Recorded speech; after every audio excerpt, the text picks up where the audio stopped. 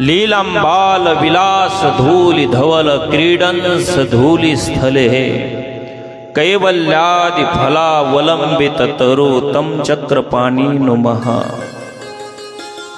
अतुल्य परमानंद अमृत सागर भगवान द्वारकानाथाच्या असीम कृपेने पूर्णत्वाकडे जात असणारी आपली श्रीमद भागवत कृष्ण कथा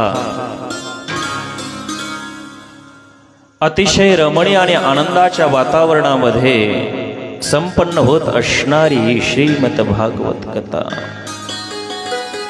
रांगत रांगत फूल रांगले तुझिया चरणाची, तुझी पाऊली मथुरा झाली वृंदावन काशी।